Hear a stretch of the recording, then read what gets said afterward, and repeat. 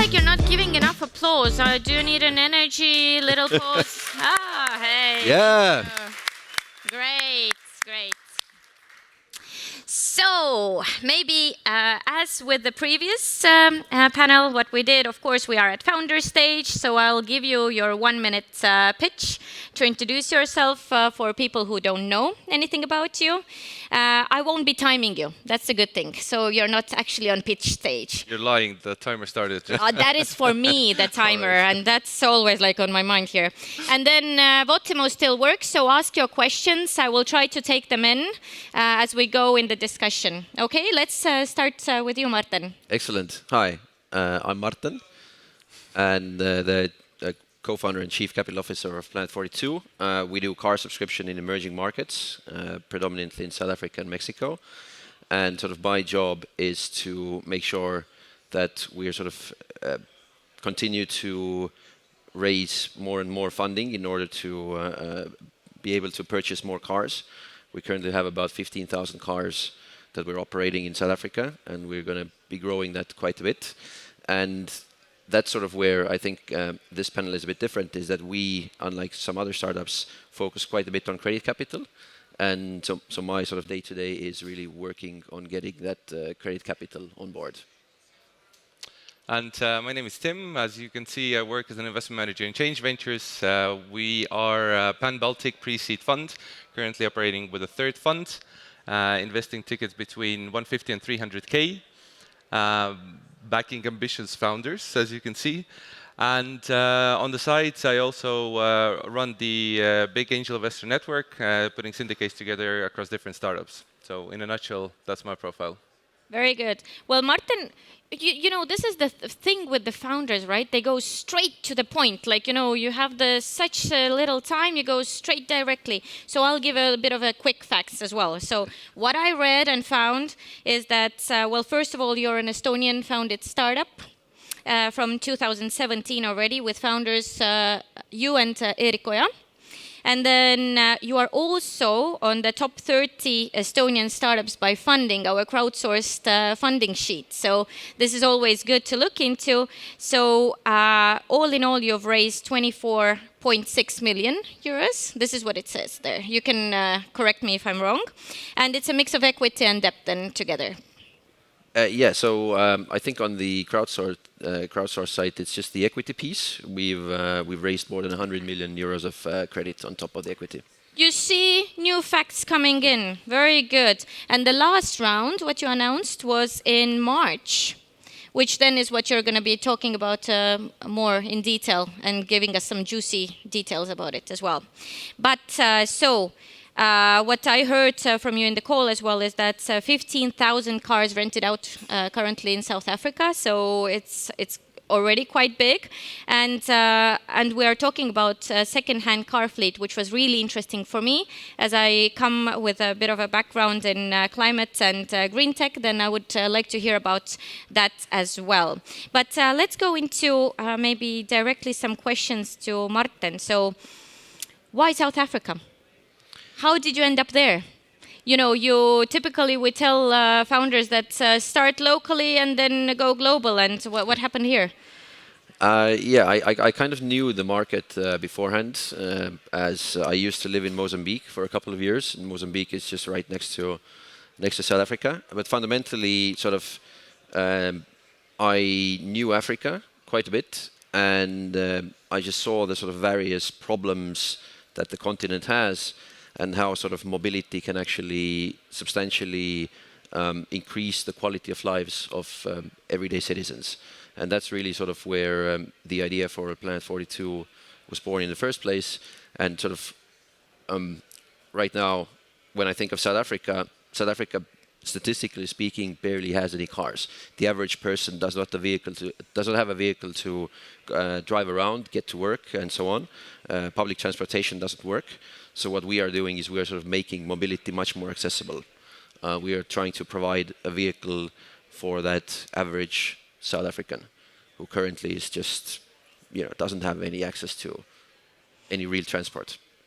And so if you, well, South Africa as a country is of course very big. So 15,000 is just a little tiny part of it. So give us the potential so that we would grasp what you're talking about. Yeah, so our long-term aim is to provide 500,000 cars on the road in South Africa.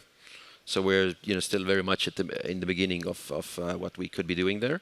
And then when we think of our other markets where we just we're starting to open up Mexico, again another huge country with sort of even larger potential there. Very cool. So Tim, you mostly back up the Baltic founders, the going global. So how does Planet 42 stand out for you in the portfolio?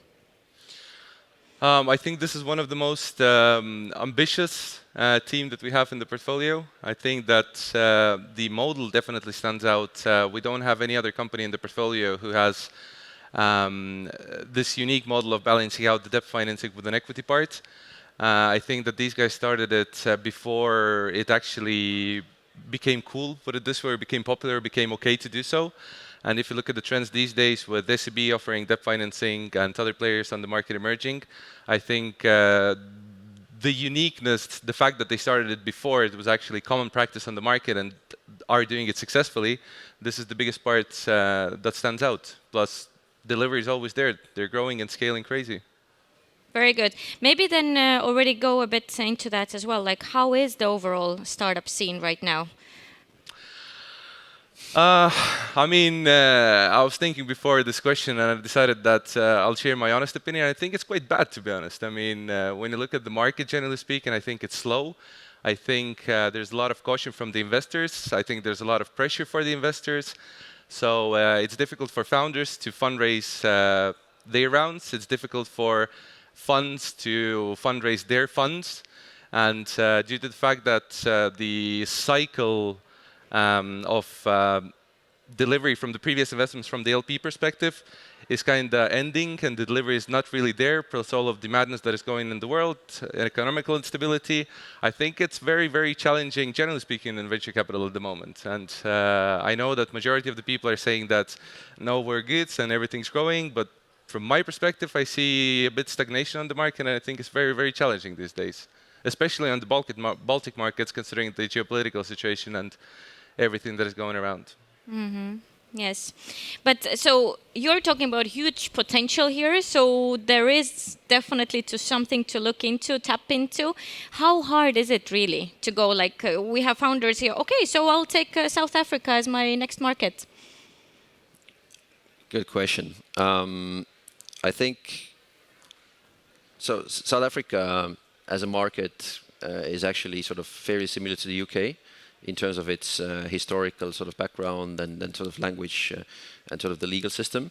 So I think that like entering the market and getting going there itself isn't maybe perhaps too challenging, and we've seen actually quite a number of sort of Estonian firms looking at that direction. There's Yaga, who's building great products in South Africa. Obviously, Bolt is sort of the market leader in ride-hailing in South Africa.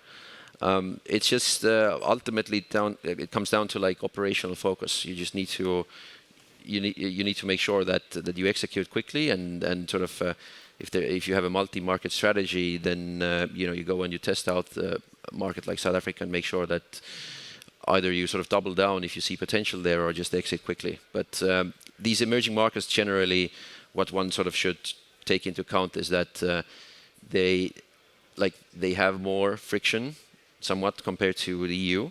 So sort of more like focus on operations is required when considering less developed markets. And I sort of myself classify the less developed markets as effectively Africa, Latin America, and some parts of Asia.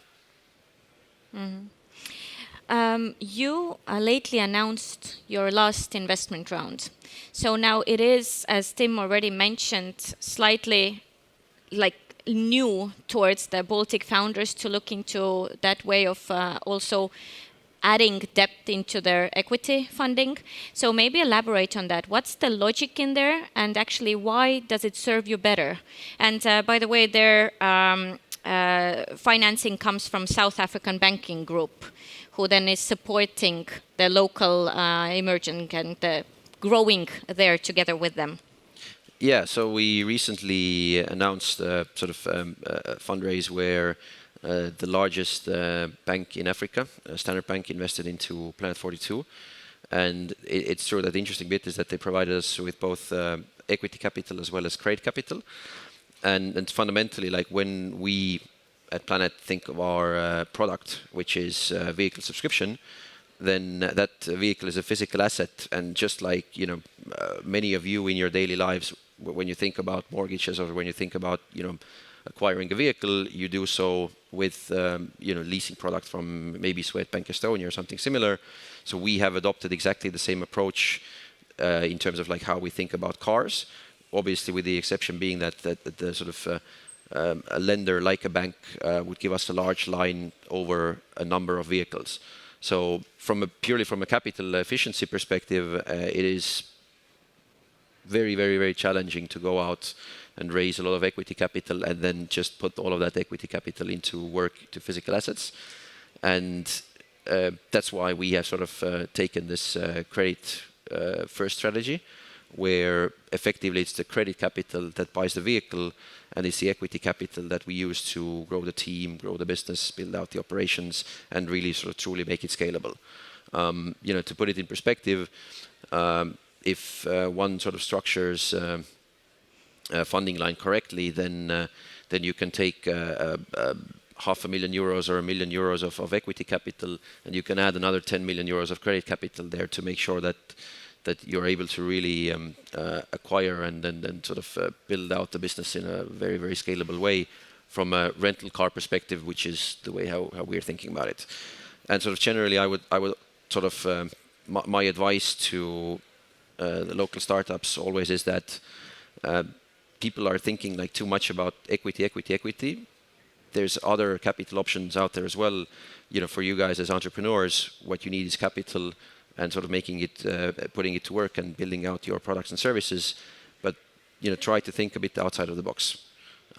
There's so many different forms of credit out there that can really if deployed the right way, can help you build the business. And it doesn't also fit for every startup, but certainly like in Estonia at least, startups are in my mind underutilizing this option. But it's also not that it hasn't been that close to us. So, of course, we follow the stories, what we hear in our community. And now you're sharing this story, so it opens up the possibilities as well. And as a next, already a little promotion, next panel actually here after Marten and Tim will be SEB talking about their venture debt and how they partner with startups. But Tim, any thoughts you want to add on this? No, I think he put it very nicely. And I think my message would be that founders need to know their options, and I think this is the most important part. There are options, as he already mentioned, and your job is to understand how they work, what is suitable for your startup, and know that there is an alternative way of funding as well. Very good. Then I have a couple of questions coming from the audience as well. So why Planet 42? Where does the name come from? Well, number 42 does reference to Hitchhiker's Guide to the Galaxy, where number 42 is the answer to life, universe, and everything. It's a bit of like a nerdy inside joke that we have, that we run around in the teams. And Planet it's a nice generic consumer brand type of name. It's easy to pronounce in any language pretty much. And we want to keep it general. Right now we are doing mainly like car rental, but down the line we might dabble into like insurance products, motorcycle products, and so on. So it's a nice. So a very specific question as well. Do your cars have flamethrowers? That's looks like a Mad Max reference. Well, it goes together with Planet 42. Come on now.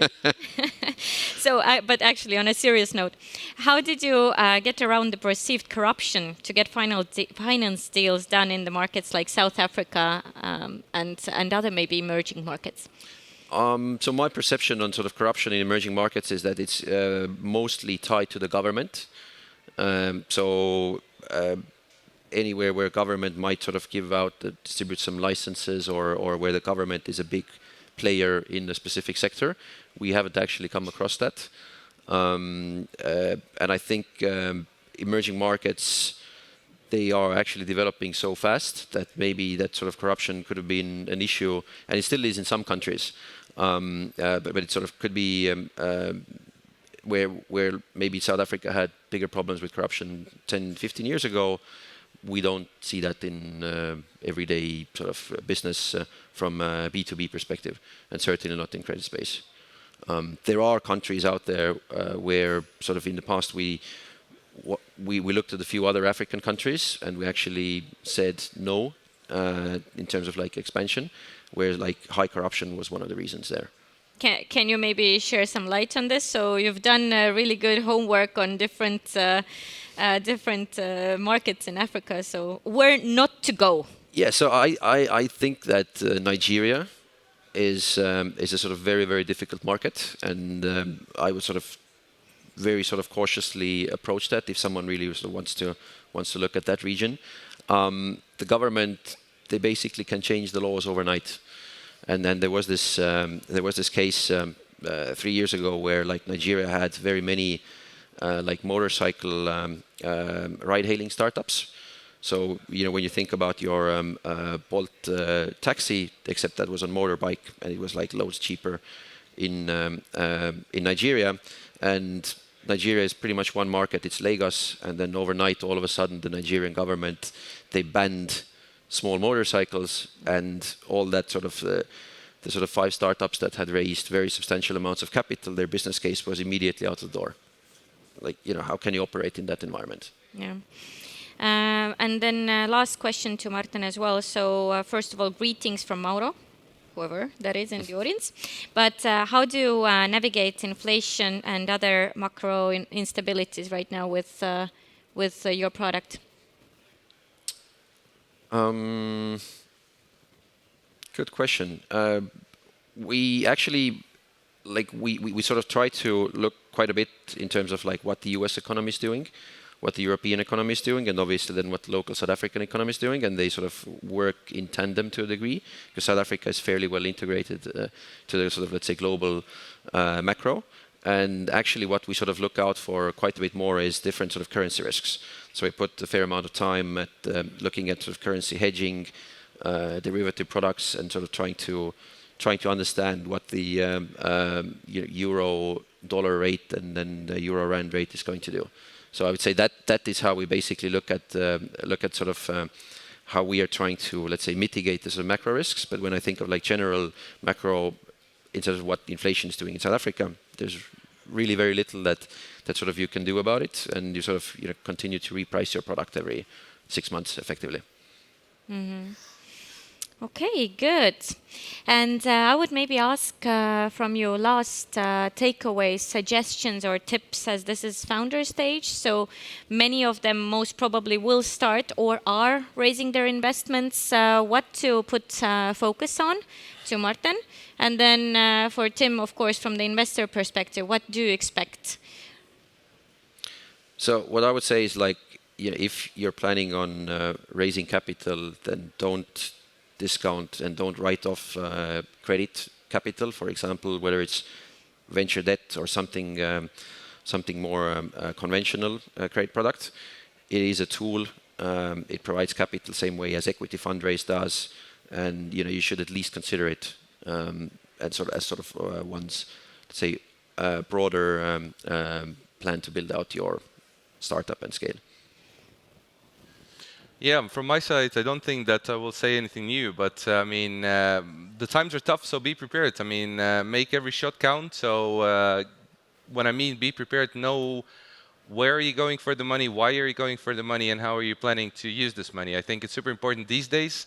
I think that from investors' perspective, especially when the times are challenging, we're super picky due to the circumstances, and it is more difficult. So you really need to make sure that you understand the logic of every single bullet that you shoot, and you have thought through to the maximum extent every single bullet that you shoot. There's no point of sending 1,000 emails and hoping that somebody will get back to you or invest in you. So really be prepared, dig in it, and do the best you can. It is 100% more difficult than it used to be, and the more you're prepared, the better will it be. Well, we just previously had Martin on stage here who said that the VC came to them. They didn't go to the VC at all. Not everybody's Lightyear. Huh? Not everybody's a Lightyear. But yeah, like that's an idea that I would leave with as well. Is like, you got a network. You never know, where that capital is going to come from, and it's going to be that sort of 99th door that you knock on, having received no's from 98 doors. It's just you have to continue grinding, and just making sure that you continue building up your connections. And yeah, we've had also like from the credit side cases where from a totally random meeting an actual transaction has come out of. So like thinking about it logically, you would otherwise assign a low probability of to such a meeting, but don't discount the power of networking and yes, Latitude 59, all about networking as well. So definitely use the opportunity. Thank you very much, guys. And I'm sure that they will take questions off stage as well. But let's give them a round of applause. Thank you. Thank you.